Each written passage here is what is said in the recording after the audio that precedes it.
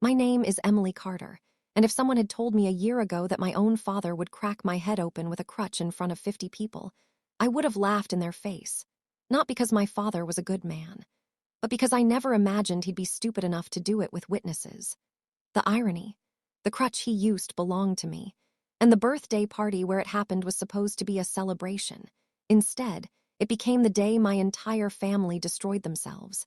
It started 8 months earlier. I was driving home from work during a rainstorm outside Denver. A truck ran a red light. The impact shattered my left leg in 3 places. I survived, barely. Doctors told me I would need multiple surgeries and months of rehabilitation. The first surgery drained most of my savings. The second surgery would cost even more. Insurance covered part of it, but not enough. So I did what responsible adults do. I saved every dollar I could, every overtime shift, every freelance project, every sacrifice. For almost a year, I managed to save $45,000. That money represented my future, my recovery, my ability to walk normally again. Then my family stole it. To understand why, you need to understand my father. Richard Carter cared about one thing: appearances. If people thought he was successful, he was happy. If people praised him, he was happy. If attention shifted away from him, he became unbearable. My younger brother, Jason, inherited that trait.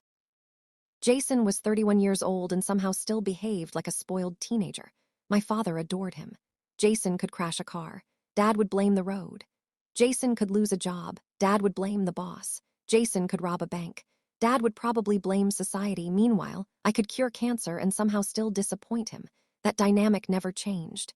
Not even after Mom died. Especially not after Mom died. She had always protected me. When she was gone, I became the family's convenient target.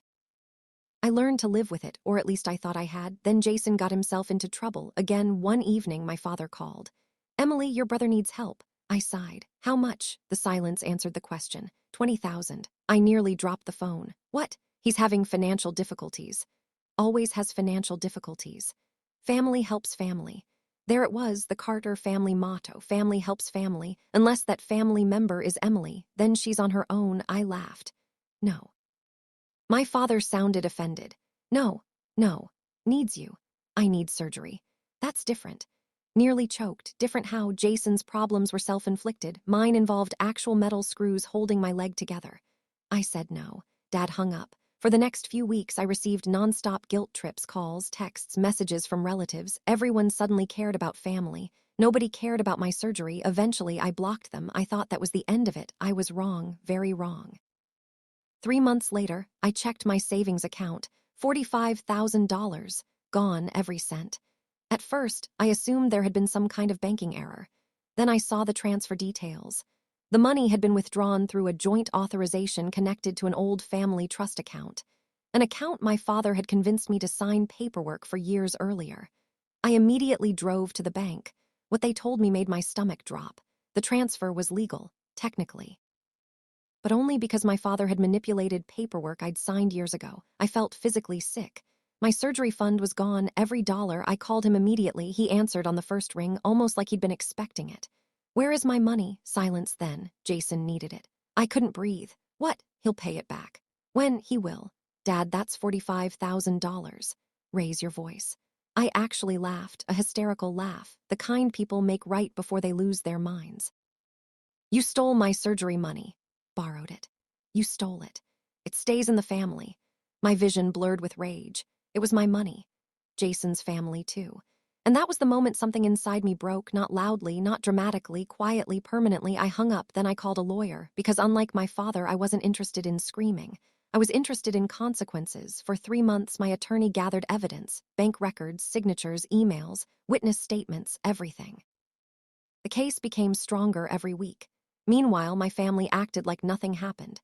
Jason bought a new truck, a new watch, a new motorcycle. Apparently my surgery fund had become his spending fund.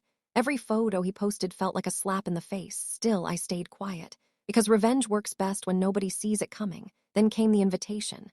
My nephew Tyler's 10th birthday. A huge family gathering, more than 50 guests, friends, neighbors, relatives, everyone. I wasn't planning to attend. Then I learned something interesting. My father intended to use the party to publicly shame me. According to my cousin, Dad had been telling everyone I abandoned the family during Jason's crisis. Apparently I was selfish, greedy, heartless, the villain. I smiled when I heard that, because my lawyer had just received something even more interesting. A court-approved filing scheduled for the following Monday, one that would freeze assets and begin legal proceedings, including Jason's new truck.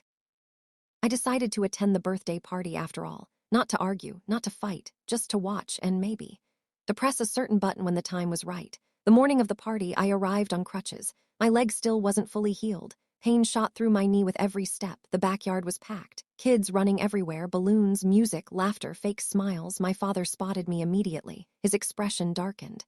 Then he pasted on a public smile, the kind politicians use before lying. Emily. Dad. Tension could have powered the entire neighborhood. He leaned closer. Got some nerve showing up. I smiled. You invited me.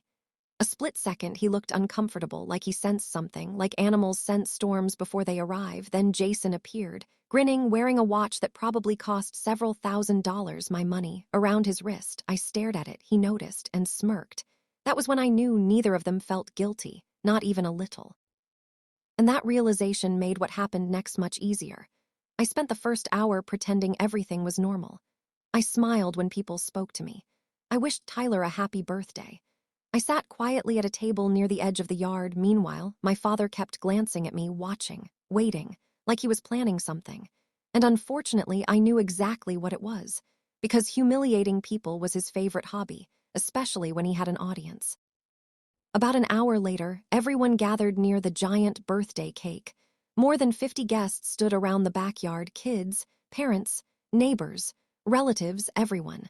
My father suddenly picked up a microphone. My stomach tightened. Here we go. He tapped the microphone twice. Ladies and gentlemen, before we cut the cake, I'd like to say a few words. People smiled politely. Dad loved attention. Most of them were used to it. He started talking about Tyler, then Jason, then family values, then exactly as I expected. He mentioned me, his eyes locked onto mine. You know, family means helping each other. Several relatives nodded. I saw where this was heading. When Jason faced difficulties, some people turned their backs on him. A few heads turned toward me. Dad continued. Some people care more about money than family. There it was, the setup, the lie he'd been repeating for months. I noticed Jason grinning beside him. Neither of them had any idea what was coming. I stood up slowly, using my crutches. The crowd became silent. Dad smiled. He thought he'd won.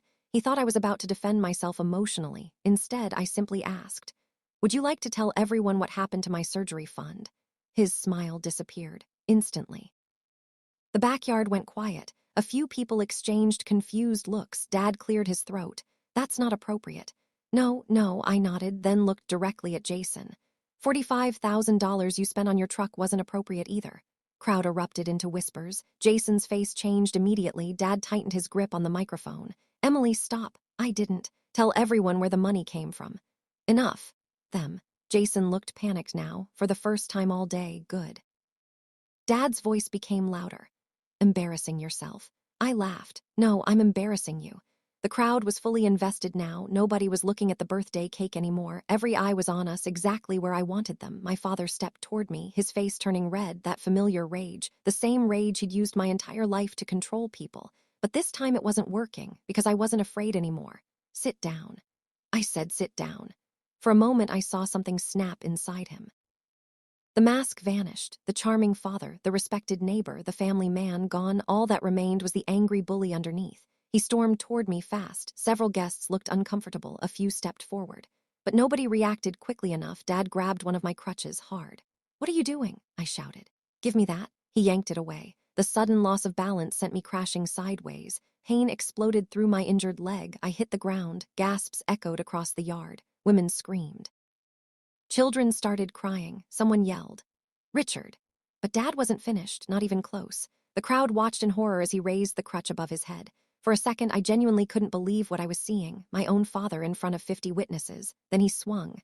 The metal crutch slammed into the side of my head. Everything exploded. Pain, noise, light, then warmth, blood. I heard screaming, lots of screaming. The world tilted. My vision blurred. People rushed toward us. Someone tackled my father. Someone called 911. Everything became distant, muffled, like I was underwater. And that's when I remembered the button I'd prepared weeks earlier. The button connected to a scheduled file.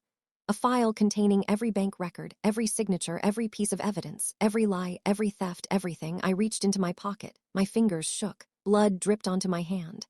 The crowd looked chaotic, people running everywhere, my father yelling, Jason panicking. Perfect. I pressed the button. Then everything went black. When I woke up, I was in a hospital room. Machines beeped around me. My head felt like someone had driven nails through it. A nurse noticed I was awake. Emily? I blinked. Where? Hospital. My throat felt dry. Then I remembered the party, the Crutch dad, the button. Immediately, the button. I grabbed my phone. The nurse tried stopping me. I ignored her. My screen lit up. And I smiled. Because dozens of notifications flooded the display, emails, messages, missed calls, voicemails. News alerts. The evidence package had been delivered exactly as planned, not just to my lawyer, not just to the court, but to every relative involved, every family member, every witness, every person my father had lied to, including Jason's employer, including business partners, including the bank, including authorities, and judging by the notifications. People had started reading. A knock sounded at my hospital door. Then my attorney entered for the first time in months. He was smiling, a real smile. Emily, I immediately knew something big had happened, something very big. What? My attorney sat down, then he said 5 words that made everything worth it. Your father is terrified. I stared at him. What happened? He laughed softly. Evidence package reached everyone. And your brother's truck was seized this morning. I blinked. What? The court granted emergency action. I felt a grin spreading across my face. Jason's truck gone. My attorney continued. Motorcycle too. My grin widened. And your father? The attorney leaned back, then delivered the sentence I'd been waiting months to hear. The moment investigators showed up at his house, he smiled. Richard Carter turned completely pale. The next 2 weeks were absolute chaos, for my father, for Jason, for everyone who had helped them, not for me. For the first time in months, I felt calm. I was still recovering in the hospital when investigators started digging into the evidence package, and there was a lot to dig through. Bank records, transfers, text messages, emails, signed documents, even voice recordings. Every piece painted the same picture. My father hadn't borrowed my money. He had orchestrated the theft. And Jason had knowingly spent it. The story they had told everyone for months collapsed almost overnight. The relatives who once called me selfish suddenly stopped calling. Some of them called to apologize. Others were too embarrassed to say anything at all. The biggest shock came from Aunt Linda. The same aunt who had spent months telling me that family comes first. She showed up at the hospital with flowers and tears in her eyes. Emily, I didn't know. I looked at her quietly. She wasn't a bad person, just someone who had believed the loudest voice in the room. Unfortunately, that voice had been my father's. I'm sorry, she whispered. For once, she actually meant it. And that was enough. Meanwhile, Jason's life was unraveling fast. The truck was seized. The motorcycle was seized. His bank accounts were frozen pending investigation. His employer learned about the fraud allegations. A week later, he was fired. Apparently, companies don't love employees connected to financial theft. Who knew? Then things got worse, much worse. Because investigators discovered something neither Jason nor my father expected.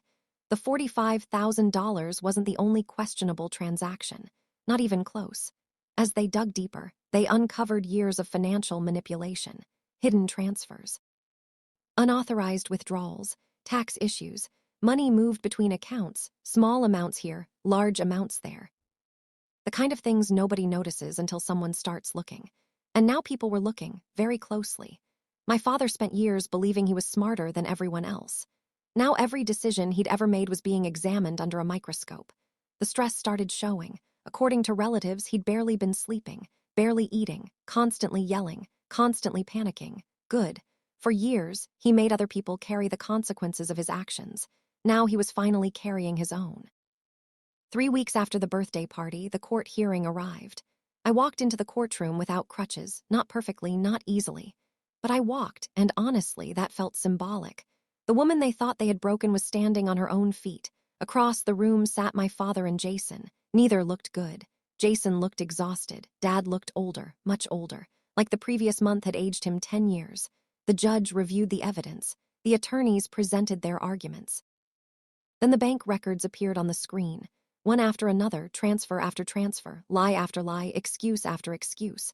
The courtroom became painfully quiet, because facts don't care about family loyalty, facts don't care about manipulation, facts don't care about who tells the loudest story, facts simply exist. And the facts were devastating. By the end of the hearing, the judge's opinion was obvious. The ruling came 2 weeks later. I won completely. Every dollar, every claim. Every argument. The court ordered restitution, additional penalties, legal fees, interest, everything. When the final numbers were calculated, my father and Jason owed significantly more than the original $45,000, far more. I remember reading the judgment and smiling, not because of the money, because of what it represented, accountability, something my father had avoided his entire life, until now. But the real ending happened 3 months later, not in a courtroom, not in a hospital.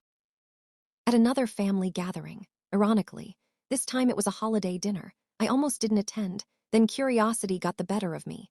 When I arrived, something felt different. The room was quieter, people were relaxed, comfortable, there was laughter, real laughter, not the forced kind everyone used around my father. Then I realized why. He wasn't there, neither was Jason. For the first time in decades, nobody was walking on eggshells. Nobody was afraid of saying the wrong thing. Nobody was managing someone else's ego. The atmosphere felt lighter, healthier, free, and that's when I understood something. The greatest revenge wasn't winning the lawsuit. It wasn't recovering the money. It wasn't watching their downfall. The greatest revenge was discovering how peaceful life became without them controlling it. A few months later, I finally had my surgery, the one they'd tried to take away from me. The procedure was successful. Recovery was long, painful, frustrating. But every step forward felt earned. One afternoon, nearly a year after the birthday party, I walked through a local park. No crutches, no cane, no assistance. Just me walking, the sun was shining. Children were playing nearby, people were laughing, living, and for the first time in a very long time. I felt free, my phone buzzed, a text from an unknown number. I opened it. It was from my father, just one sentence. "We talk?" I stared at the screen for a moment, then I smiled, not angrily, not bitterly. Just peacefully. I deleted the message, locked my phone, and kept walking, because some chapters deserve closure, and others deserve silence. My father spent years believing he could take everything from me, my money, my confidence, my future, my voice. In the end, he lost something far more valuable, his control. And once a person loses that, they turn pale, just like he did. The end.